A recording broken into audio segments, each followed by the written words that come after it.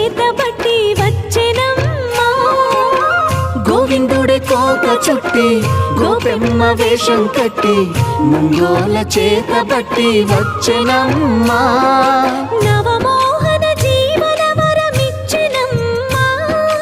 ఇకపై ఇంకెప్పుడు నీ చేయి విడిచి వెళ్ళనని చేతిలోన చేయేసి ఒట్టేసెనమ్మా.